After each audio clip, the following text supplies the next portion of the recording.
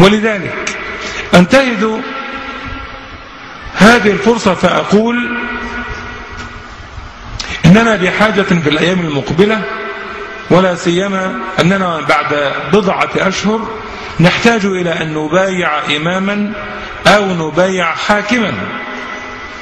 يقينا أننا لا نختار حاكما علمانيا أو ليبراليا أو يساريا أو شيوعيا أو ديمقراطيا، لأن هذه الدعاوى كلها إخواني لا تمت الإسلام بصلة، وأصحابها كذلك لا يمتون الإسلام بصلة.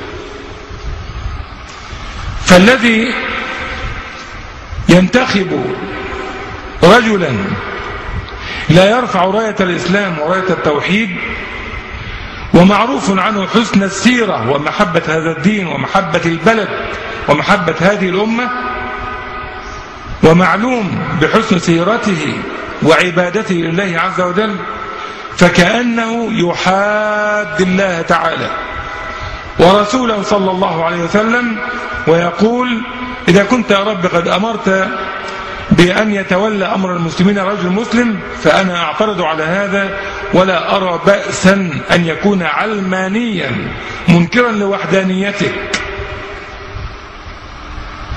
أو يكون ليبراليا يؤمن بالحرية المطلقة أن يفعل الإنسان ما يشاء وما يحب بغير قيد من شرع أو عرف أو أخلاق أو آداب. فهذا رجل بلا شك قد دخل في نفق مظلم واعترض على الله تعالى في حكمه، فماذا نقول له؟ والعجيب أنني أسأل هذا السؤال عدة مرات في الأيام المقبلة: يا شيخ، لو أني انتخبت رجلا علمانيا هل علي اسم؟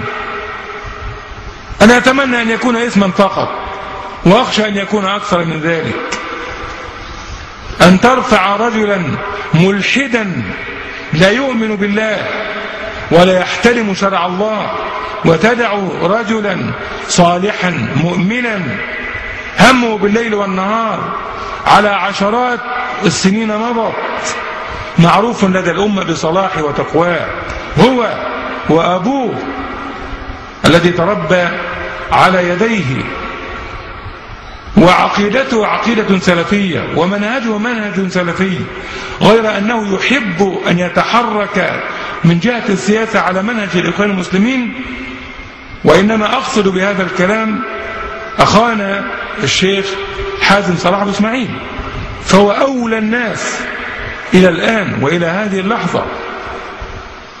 فأنا لا أريد أن أقول إن من لم ينتخبه يأثم بذلك، أنا لا أريد أن أقول ذلك، وإن كنت في نفسي أعتقد ذلك. لماذا؟ لأن هذا أكثر الناس، وقد اتفقنا آنفا منذ شهرين أو ثلاث أننا مطالبون شرعا أن ننتخب ونرفع إلى هذا المكان أحسن الناس.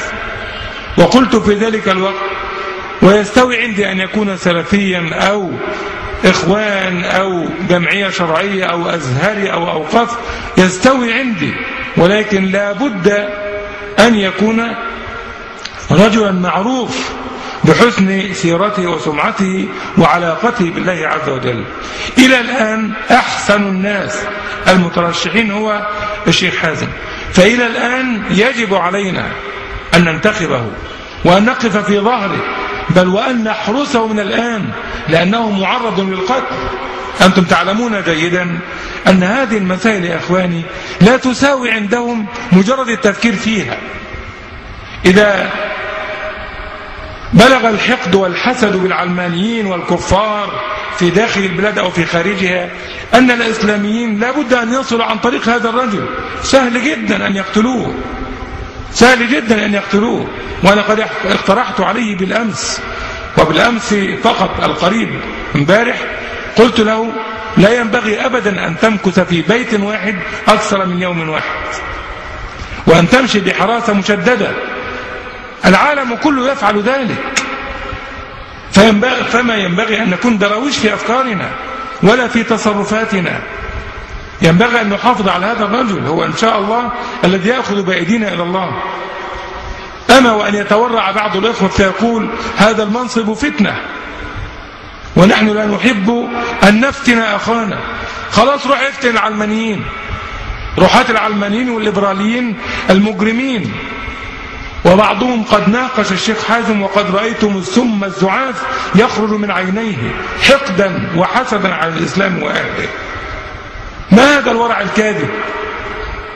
إن الورع هو في قيام الدين، كما قال يوسف عليه السلام: اجعلني على خزائن الأرض إني حفيظ عليم. عنده المؤهلات لذلك. ثم الشيخ حازم لم يتقدم إلى هذا المكان، بل نحن الذين حملناه ودفعناه دفعا للترشح، وكان يأبى ذلك، وكان يخالفنا في هذه الفكرة أولا، ويخشى إن ظهر حاكم لمصر بلحية بعد هذا الطاغية أن يتألب علينا الغرب والشرق. نحن عندنا عقيدة وعندنا ظن بالله عز وجل. عندك السعودية تحكم بشرع الله، على ضعف فيها يغفره الله، فما يتحرك الغرب ولا الشرق لذلك. أفغانستان ما الذي أصابها، وغير ذلك من بعض البلدان والدويلات التي ترفع راية السنة وراية الإسلام. ما المانع ومصر بلد رائد هو الذي يقود هذه المسيرة إلى الله عز وجل. في نهاية الأمر يا إخواني لا يمكن أبدا أن يترشح 2 للرئاسة، يترشح 100، ولكن في النهاية لا يكون إلا رئيس إلا رئيس واحد. فعلى الأقل نحن معسكرين، معسكر العلمانيين ومعسكر الإسلاميين.